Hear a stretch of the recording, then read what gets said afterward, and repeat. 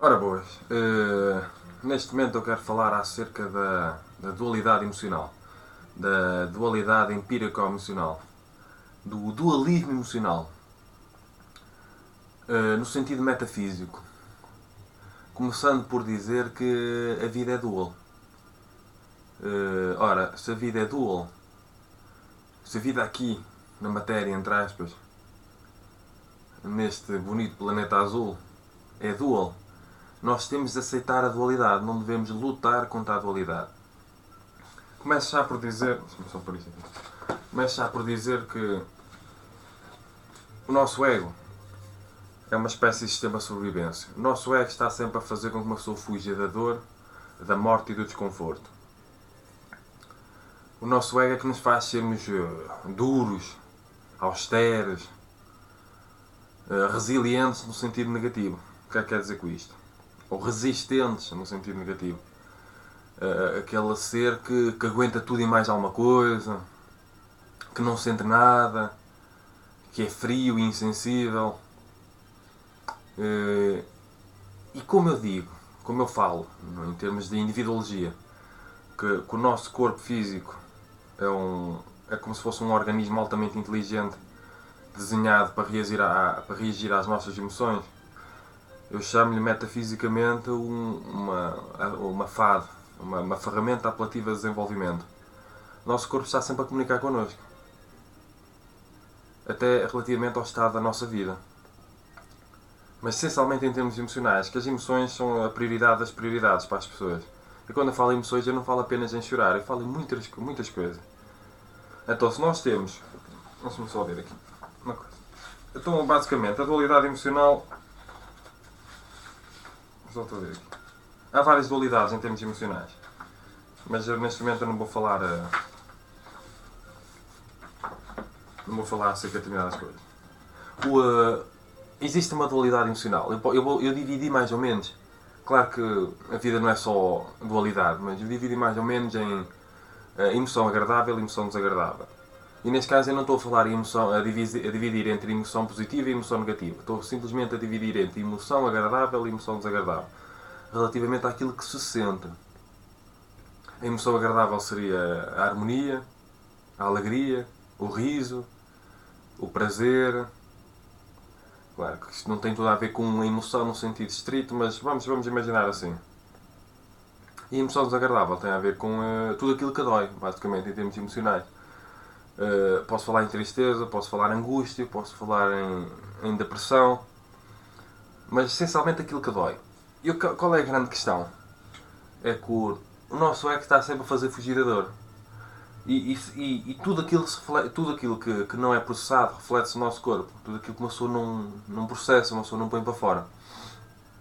E como o nosso ego está sempre a fugir da dor, nós estamos sempre a realizar aquilo que eu posso chamar de o que muitos chamam de bloqueio emocional.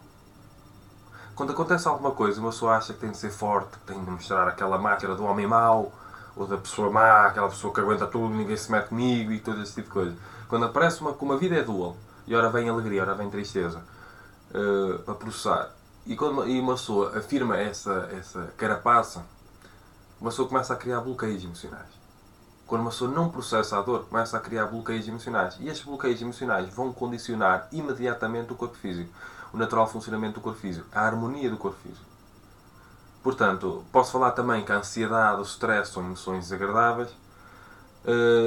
Eu acho que também será importante dividir neste vídeo entre, além da emoção agradável e a emoção desagradável, e nós temos de habituar a processar a dualidade, a processar, não é ficarmos lá, entre aspas. E dividir também entre a emoção positiva e a emoção negativa. No sentido da energia.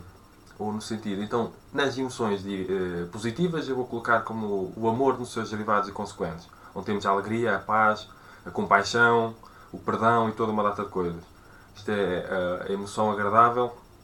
Neste caso tem tudo a ver com agradável, mas o amor nos seus derivados e consequentes. E depois temos a emoção, o medo nos seus derivados e consequentes. Então é mais uma dualidade, mais um dualismo. É o amor nos seus derivados e consequentes, e do outro lado temos o medo nos seus derivados e consequentes, onde temos ódio, a revolta, a raiva e todo esse tipo de coisa.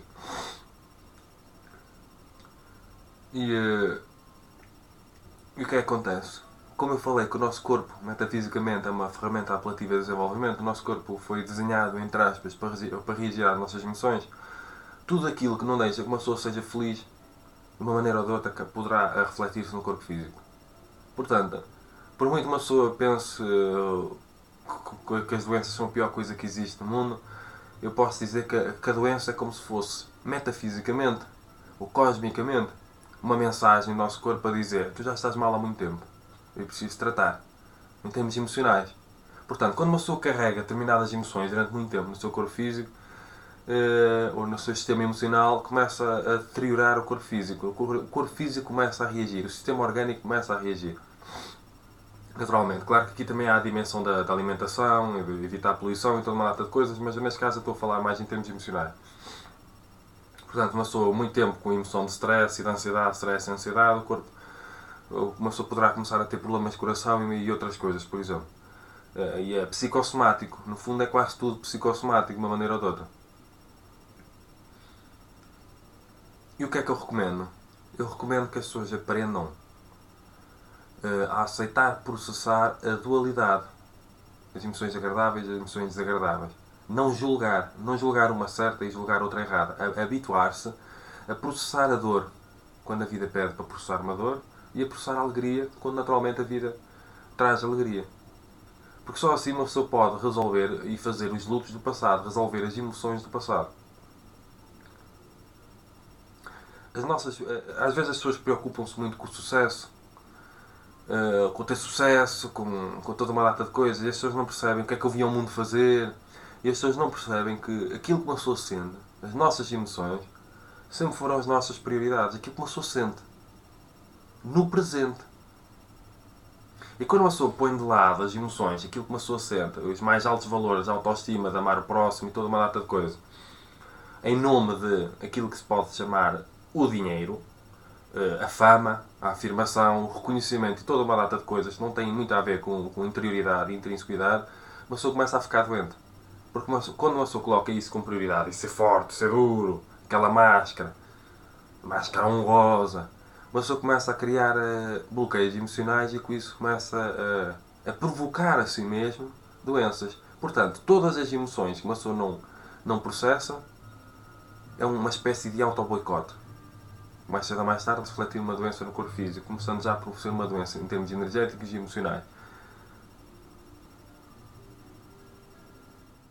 Sempre que uma pessoa tem emoções negativas, como vibra por emoções negativas, como a raiva, a revolta, o ódio, o julgamento, que as pessoas hoje em dia passam a vida a julgar umas às outras, não se pode ver nada diferente, começa-se logo a condenar. Tudo isso começa a minar as próprias células. E a pessoa vai ficar doente e vai começar a ter problemas de saúde. E acreditem que a medicina não vai resolver isso. Vai compensar. E vai usar determinados mecanismos, muitas vezes, claro que cada caso é um caso, muitas vezes para se abafar o sintoma, mas o raiz continua lá a estar. As pessoas às vezes pensam que podem passar a vida a julgar os outros, podem passar a vida a alimentar raivas dos outros e não haver consequências. E depois começa a haver problemas no corpo físico, doenças que têm a ver com isso, que são psicossomáticas, e a pessoa pensa que comprimidos vai lá. Não vai lá, não. Se a pessoa não para de julgar e de alimentar raivas entre si, a pessoa vai continuar a minar o organismo. E mesmo que entrem em terapêuticas materialistas, que só se preocupam com o corpo físico, que só se preocupam com a doença e não se preocupam com o doente, isto é uma questão fundamental, que os orientais têm muito mais atenção, muito mais evoluídos nesse sentido até, a pessoa não vai resolver nada. A pessoa poderá abafar alguns sintomas, mas não irá resolver radicalmente nada. Nós temos que compreender para sermos felizes, nós temos de chorar também. Nós temos de aproveitar todos aqueles pequenos, grandes momentos da nossa vida que nos mexem com a alma, para pôr para fora, para chorar, para fazer o luto. Porque se uma pessoa continuar a bloquear, a pessoa acumula emoções para resolver, começa a ficar um aperto no peito tão grande. E depois a depressão aparece. A depressão tem a ver, muitas vezes, com um acumulado de emoções que não foram processadas, e muitas vezes emoções negativas. E se elas forem muito negativas, não tiverem apenas a ver com tristeza por o processar, a pessoa vai ficar mesmo muito doente. E as pessoas nem imaginam às vezes o porquê dos cancros aparecerem. Os cancros têm aquilo que nos corrói, por dentro, aquilo que nos destrói emocionalmente por dentro, aquilo que não processamos emocionalmente, muito provavelmente irá dar um cancro. As pessoas pensam que quando aparece um cancro, por exemplo, e eu sou muito sensível às vicissitudes dos outros, às dificuldades, às doenças, e eu falo isso porque eu quero ajudá-la. As pessoas pensam que é só por causa da alimentação, é só um acidente do universo, é só Deus que fez corpos imperfeitos, a coisa a ver com isso. As pessoas não imaginam que muitas vezes, ou grande parte das vezes,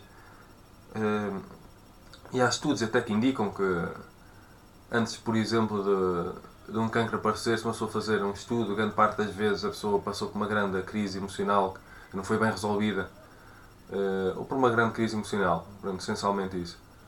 6 meses, um ano antes, as pessoas têm de compreender que quando aparece a doença no corpo físico, em termos emocionais, a pessoa já estava doente. Não foi a doença que apareceu e depois a pessoa mal, a pessoa já estava mal, a pessoa não se apercebia. E de repente aparece a doença no corpo físico, diagnosticada, a pessoa começa a sentir mal fisicamente e começa a perceber, e pá, aqui há uma coisa que não está bem. Mas já antes não estava bem. Quando nós achamos que temos de ser fortes, quando o nosso ego, a nossa mente, que é um sistema de sobrevivência, o sistema de sobrevivência, pá, uma pessoa tem de ser forte. Pois uma pessoa quer fugir da dor, porque o nosso ego faz-nos fugir da dor, a nossa mente, empurra-nos para fazer coisas, isto e aquilo, para uma pessoa não ter de lidar com aquilo que sente, para uma pessoa não ter de lidar com a interioridade. É o nosso ego que nos diz que meditar é perda de tempo, por exemplo. Mas pronto, quando uma pessoa começa a fugir da dor muitas vezes e não quer processar a vida, às vezes as coisas difíceis da vida que nos obriga a processar a dor, nós fingimos que não sentimos as coisas, mas sentimos. Nós começamos a criar uma data de bloqueios. Estes bloqueios começam a não permitir a circulação natural de energia, o fluxo de energia, e é preciso estudar este tipo de coisas também. Quem não estuda é normal que não compreenda. É um vazio empírico e conceptual, mas pronto. Começa-se a criar bloqueios em termos de sistema orgânico e dá problema. E as pessoas às vezes não imaginam que isso tem tudo a ver com uma pessoa que se corrói por dentro todos os dias de uma maneira ou de outra, mais cedo ou mais tarde terá um cancro, um tumor a corroer-lhe o corpo. E como a sociedade não está, não foi criada, não está desenvolvida para as pessoas valorizarem as suas emoções, a sociedade está desenvolvida para duas coisas fundamentais: trabalho e dinheiro. Felicidade é secundário. Paz e amor é secundário. Não se ensina nas escolas.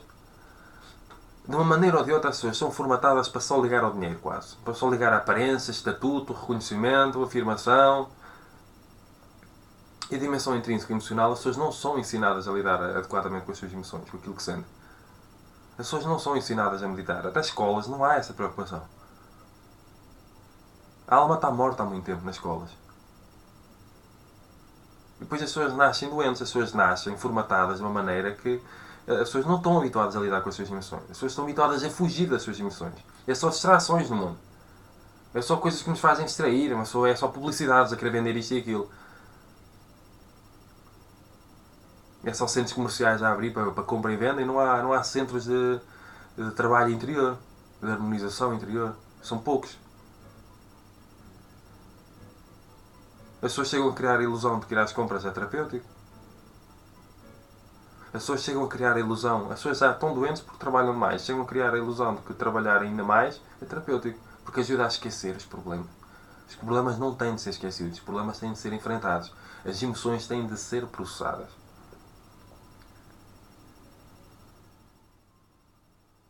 Os valores estão todos trocados. As pessoas já não ficam muito doentes, as pessoas estão todas doentes, as pessoas estão sempre a ficar com problemas de saúde e doenças, e eu sou sensível a isso. Eu próprio passei por uma data de coisas também, e ando a evitar passar, porque uma pessoa tem de prevenir, não é só resolver. As indústrias farmacêuticas não estão propriamente preocupadas com as pessoas a meditarem e harmonizarem-se para evitarem tomar comprimidos. Quanto mais comprimidos, quanto mais doentes as pessoas estiverem, mais comprimidos as pessoas comprarão, e mais ganharão as indústrias. Porque nós temos que compreender que a indústria farmacêutica é a indústria.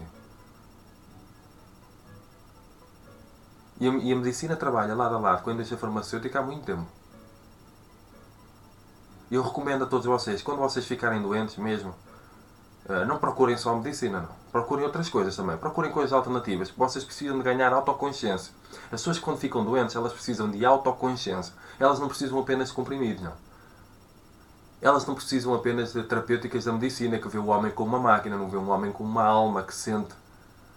Uma alma que precisa ser feliz.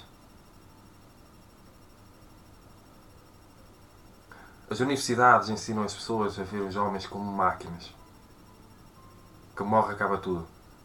Não há alma, não há espírito, não há emoções, não há energia. É preciso transformar isso tudo.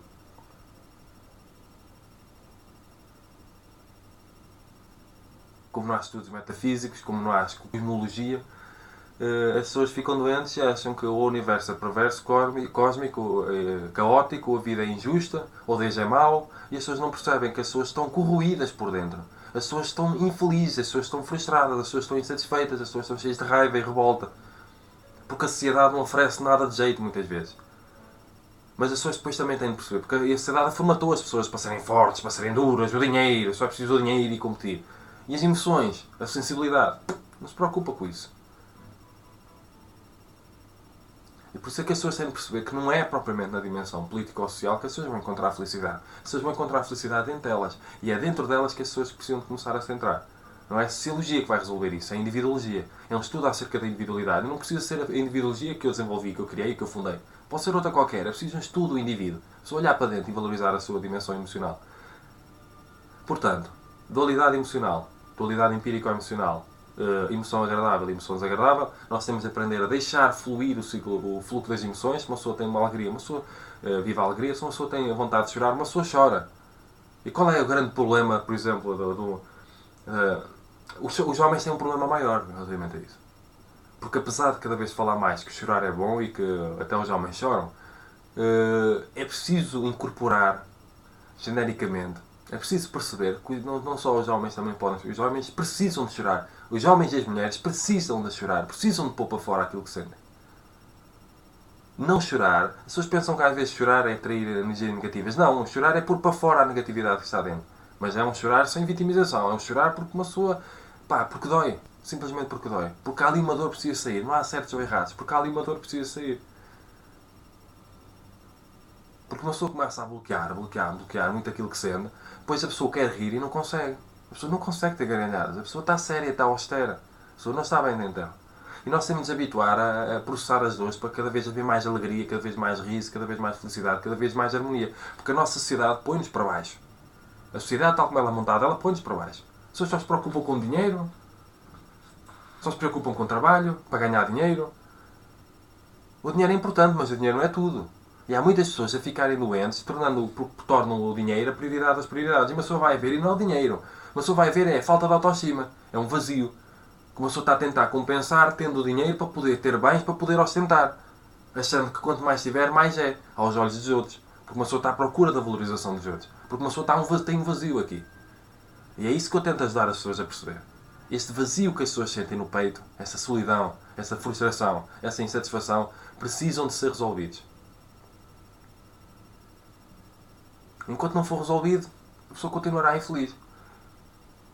E não há comprimidos que curem isso, não. Não há pílulas para a felicidade. A pessoa tem de fazer trabalhos interiores, a pessoa tem de meditar, a pessoa tem de resolver as emoções do passado. A pessoa tem de viver uma vida com alegria, com prazer, com harmonia, com paz. As pessoas precisam de perceber que a paz é uma prioridade nas suas vidas. Não é o dinheiro, é a paz. O dinheiro por si só não traz qualidade de vida. Se uma pessoa estiver doente, estressada, a viver uma vida que nem sequer acredita nela, só porque na imediatidade traz mais dinheiro, a pessoa está doente, frustrada, a pessoa vai ficar doente fisicamente. Porque a pessoa já está doente emocionalmente.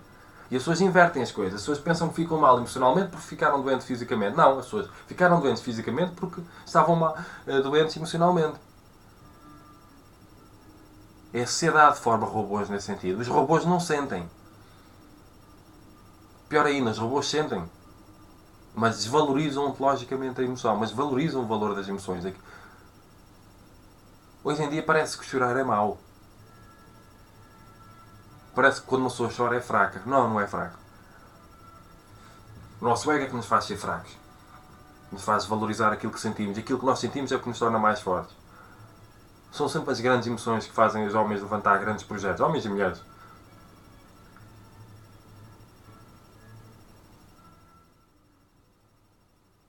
Nós temos de ser felizes. Cada vez que uma pessoa não é feliz porque não processa uma dor num determinado momento, Uma pessoa condena-se à doença. Portanto, dualidade empírico-emocional. Emoções agradáveis e emoções desagradáveis. A vida é dual. Ora traz uma coisa, ora traz outra. Temos de aprender a processar. Temos de aprender a chorar. A pôr para fora a dor. Depois, existe outra dualidade.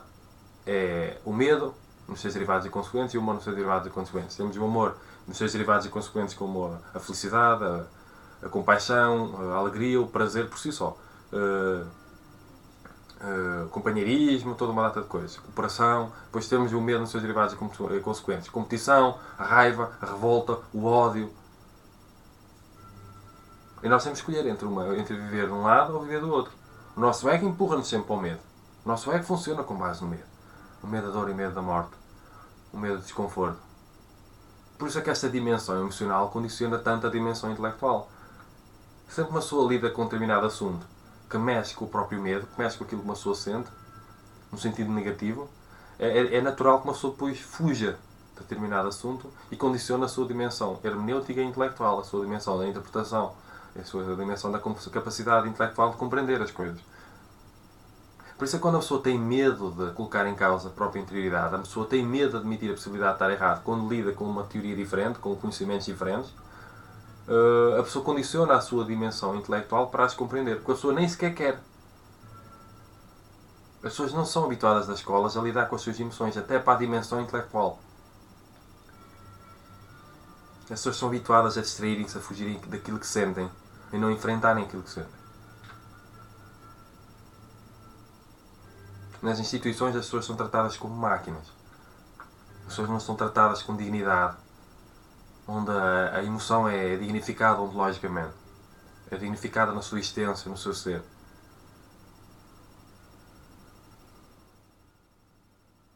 Na escola não somos ensinados a ser felizes. Já repararam?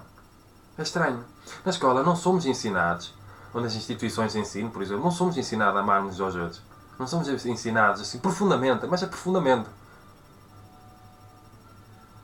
Com cadeiras, com disciplinas a falar sobre a amarmos aos outros, a viver uma saúde emocional fantástica, a valorizar o prazer. Deveria haver sexologia na escola, não há? Em todas as escolas, em todo lado. As pessoas vivem uma sexualidade doente, e depois ainda há por cima as religiões que reprimem e oprimem a sexualidade. É só tabus, é só repressão em todo lado. As pessoas andam doentes porque é repressão em todo lado, é opressão em todo lado.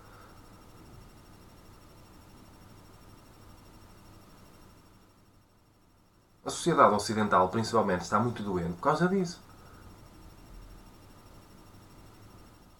As pessoas estão sempre a reprimir as suas emoções, aquilo que sentem.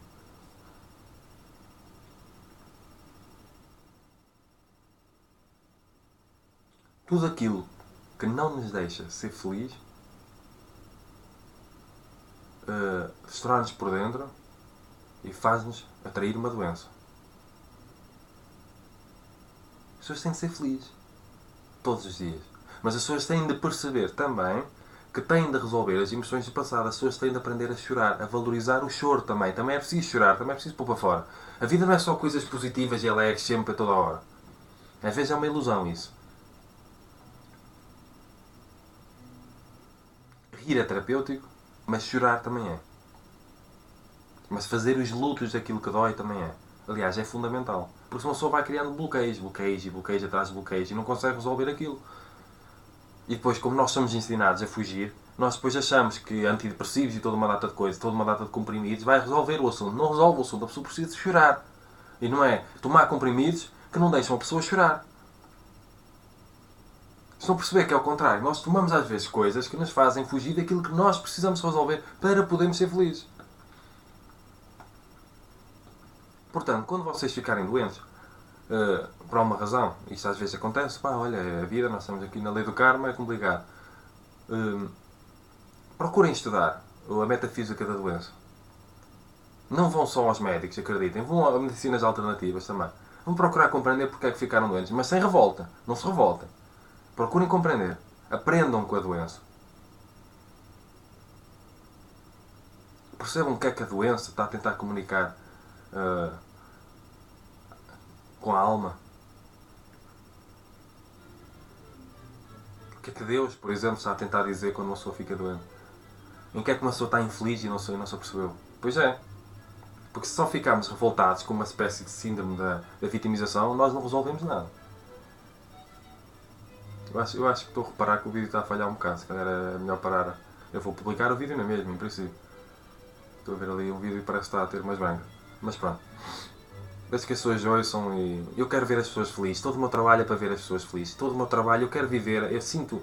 Eu quero que a minha missão, eu quero que o meu objetivo de vida, eu quero que a minha vida, além de ter a ver com autorrealização, eu quero partilhar todos os conhecimentos que eu tenha, que eu sinta, que de uma maneira ou de outra fazem com que eu seja feliz. Ou fazem com que eu seja cada vez mais feliz. Porque eu também tenho as minhas coisas para resolver. Eu também choro, também preciso chorar, também tenho bloqueios, preciso que vou resolvendo aos poucos, estou cada vez melhor, dia após dia. Mas tenho que fazer o meu processo interior. E todos os conhecimentos, ora mais teoréticos, ora mais práticos, que eu vá adquirindo ao longo da vida, eu partilho. Nos livros que eu escrevo, nos livros que eu vou escrever, nos vídeos que eu faço, nas palestras que irei dar, por exemplo, eventualmente, hipoteticamente. O que eu quero é ser feliz e contribuir com o meu trabalho para a felicidade das pessoas. Esta é a máxima. Portanto, olha, o vídeo está como está, vai ficar como ficar, e sejam felizes todos os dias. O importante é ser uma pessoa feliz. Às vezes a pessoa quer saber qual é a minha missão aqui neste mundo, o que é que eu devo fazer. Ser feliz. Ser feliz todos os dias, o máximo possível. Centrada no presente, centrada em ti mesmo. E tornar as tuas emoções a prioridade das prioridades. Aquilo que tu sentes. Aquilo que nós sentimos. Sem nunca julgar os outros. E sem nunca julgar as próprias emoções. Portanto, por agora está tudo e cumprimentos filosóficos.